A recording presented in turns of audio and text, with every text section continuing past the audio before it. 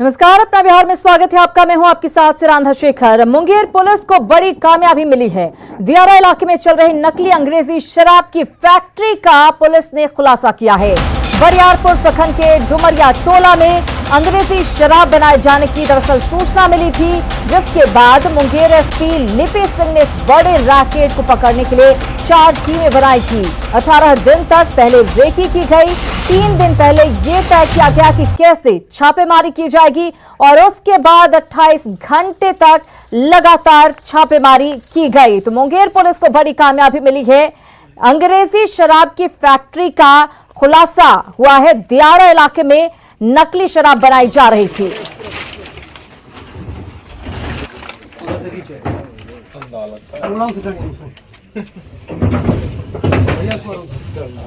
अरे बाप रे, फूटा हुआ है क्या? पूरा महक रहा है।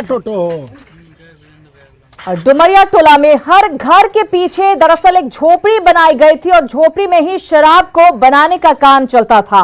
कहीं बोतलों की सफाई होती थी तो कहीं बोतलों में शराब भरकर फिर दूसरी जगह पर स्टिकर लगाकर पैक किया जाता था। हाथ से ही सारा काम यहां पर होता था। नकली सील भी पश्चिम बंगाल से मंगाया जाता था और नकली मुहर भी वहीं धंधेबाजों को सप्लाई की जाती थी।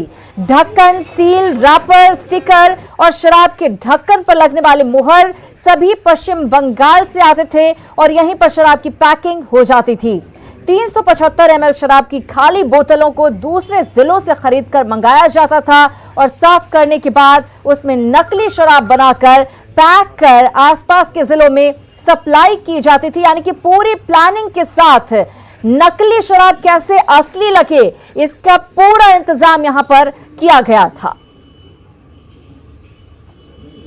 वहीं इस मामले में सरगना सहित 15 लोगों को गिरफ्तार किया गया है। 377 लीटर नकली अंग्रेजी शराब, 85 लीटर देसी शराब, 1 कार्बाइन, 1 देसी राइफल, 5 दूसरे हथियार और 34 गोलियां भी बरामद की गई हैं।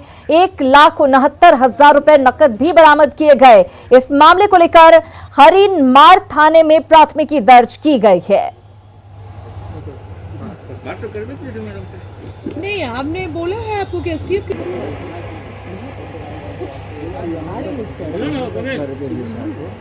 छापेमारी दल में तारापुर एसडीपीओ पंकज कुमार सहित कई थानों की पुलिस और मुंगेर जिला पुलिस के जवान शामिल थे।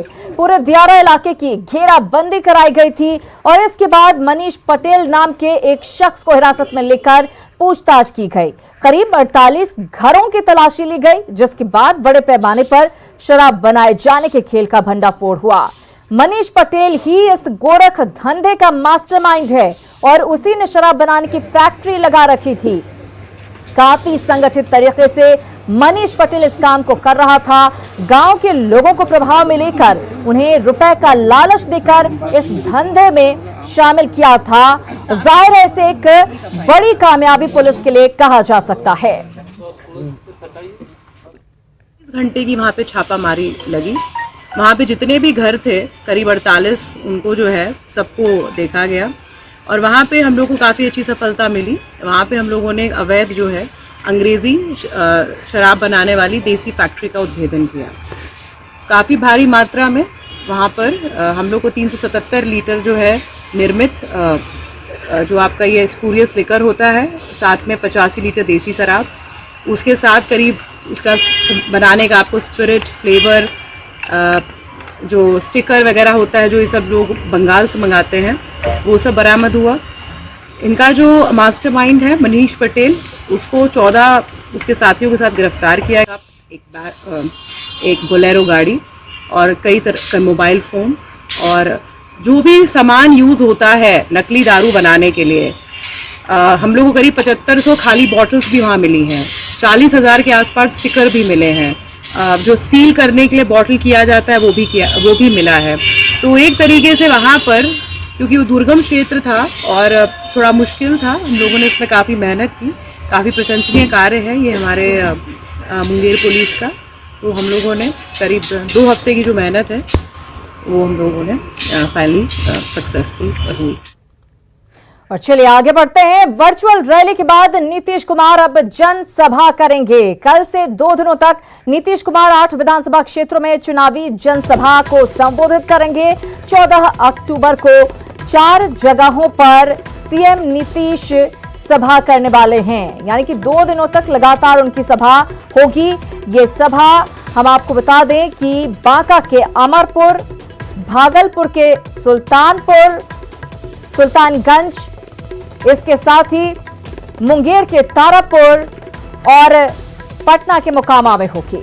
वहीं 15 अक्टूबर को 4 विधानसभा क्षेत्रों में सीएम की सभा होगी। 15 अक्टूबर को मुख्यमंत्री लखीसराय के सूर्यगढ़ा, शेखपुरा के बरबीघा, पटना के पालीगंज और जमुई के चकाई विधानसभा क्षेत्र में सभा को संबोधित करेंगे। फर्स्ट फेज का 3500 कंस्टिट्यूंसी जो जेडीयू के खाते का था, उसको कल और आज में माननीय मुख्यमंत्री जी ने एड्रेस कर दिया। कल है कल की जो सभा है वो है सुल्तानगंज में है, अमरपुर में है, मोकामा में है और एक चौथे एक सवाल और है सर कि कल अनंत सिंह के गढ़ में भी उनका होना है। अभी तक अनंत सिंह जो है लगातार जदयू से रहे हैं, इस बार आरजेडी से हैं, ताकत आजमाइश कर रहे हैं। ये तो सीएम का अपना पार्लियामेंट्री सेगमेंट का मुकामा पार्ट है। जिस 5 बार जिस लोकसभा को माननीय मुख्यमंत्री जी ने प्रतिनिधित्व किया है, उसका ये असेंबली सेगमेंट है मुकामा। तो हम समझते हैं कि जो हमारे प्रत्याशी हैं, अच्छे प्रत्याशी हैं, माननीय मुख्यमंत्री जी उनके लिए प्रचार करने जाएं तो निश्चित रूप से उसका लाभ मिलेगा प्रत्याशी को। और इससे पहले निश्चय संवाद में सीएम नीतीश कुमार ने लगातार दूसरे दिन लालू फैमिली पर हमला बोला। नीतीश कुमार आज दूसरे दिन निश्चय संवाद को संबोधित कर रहे थे। नीतीश ने कहा कि पति पत्नी राज में बिहार पिछड़ गया। नीतीश ने यह भी कहा कि उनके लिए परिवार ही सब कुछ है, जबकि हमारे लिए पूरा बिहार ही परिवार है।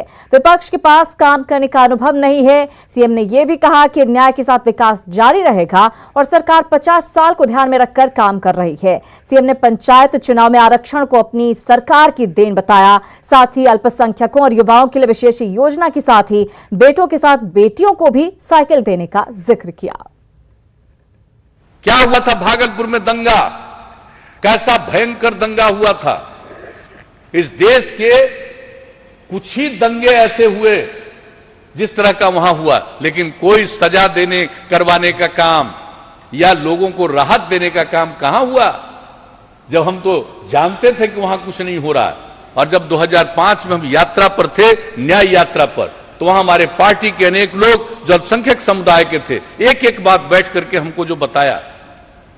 और जैसे ही सरकार बनी तो हमने तत्काल आयोग भी गठित किया और उसके बाद काम तो शुरू किया। जिनको ये लोग बचा दिए थे उन सब पर जो कार्रवाई के लिए सारा काम किया। क्या किया भाई, वोट तो ले लेते हैं, लेकिन किया क्या था अल्पसंख्यक समुदाय के लिए? 15 साल में कुछ किया था?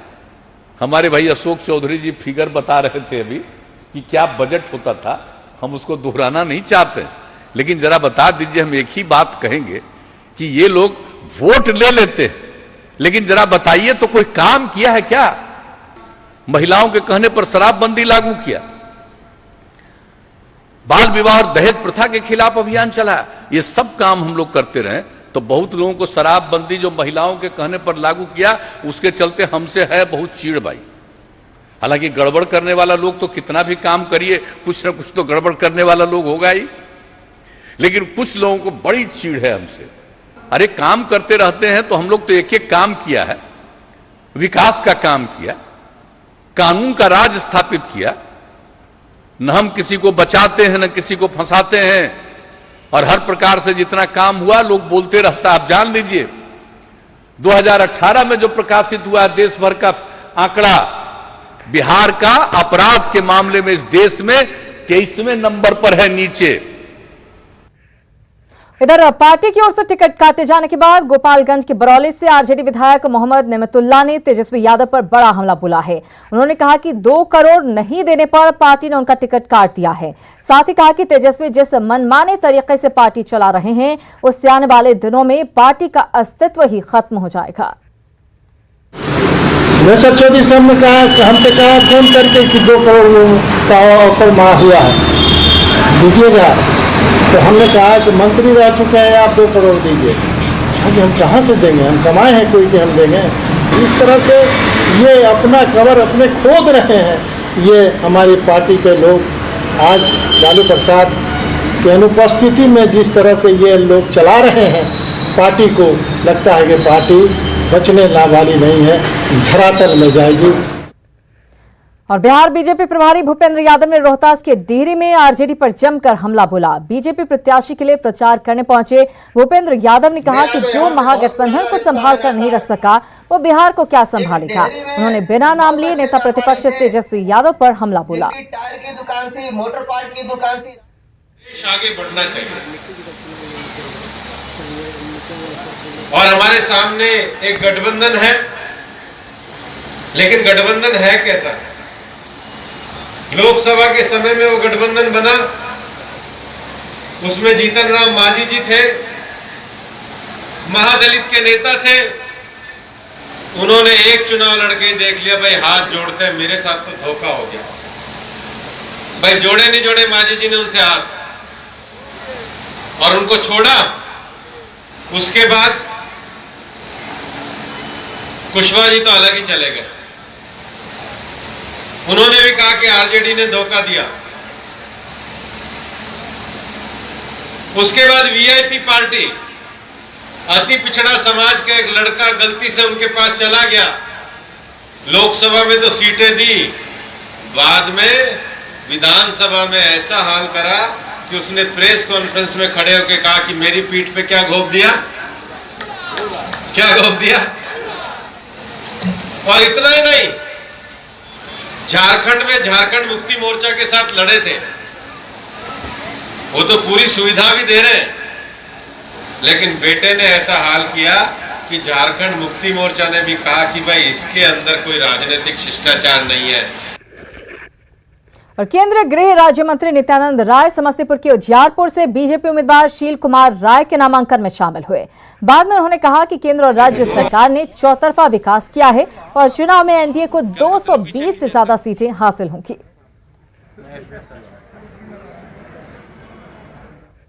की 10 सीट एनडीए अपना दर्ज हासिल करेगी, भारी बहुमत से करेगी। हम महागठबंधन का समस्तीपुर में खाता भी नहीं खुलने देंगे। या हम एनडीए के सारे नेता इतनी तत्परता से कार्यकर्ता लगे हैं, यहाँ महागठबंधन का एक भी सीट। वहीं डिप्टी सीएम सुशील मोदी ने रोहतास के काराकाट में सभा की और पार्टी प्रत्याशी के लिए वोट मांगा। सुशील मोदी ने कहा कि एनडीए सरकार विकास की बात करती है और 15 सालों में बिहार विकास के रास्ते पर आगे बढ़ा है। उन्होंने कोरोना संकट के समय लोगों को मिली सहायता का भी जिक्र किया। है तो 25 किलो अनाज मुफ्त, और बाद में कहा कि छठ तक अनाज मिलेगा। मेरे कारोकाट के बाबा और भाइयों, 8 महीने में 40 किलो अनाज हर गरीब को और नरेंद्र मोदी की सरकार में देने का काम किया है। और विधानसभा चुनाव में भी कांग्रेस की मुश्किलें कम होती नजर नहीं आ रही हैं। 16 अक्टूबर को दूसरे चरण के नामांकन के लिए आखिरी दिन है, लेकिन अभी तक कांग्रेस की ओर से दूसरे और तीसरे चरण के उम्मीदवारों के नाम की घोषणा नहीं हुई है। कांग्रेस ने अपनी 70 सीटों में से अब तक केवल 21 उम्मीदवारों की ही सूची जारी की है, लिहाजा विरोधियों ने तंज कसना शुरू कर दिया है, तो महागठबंधन के नेता बचाव में लगे हैं।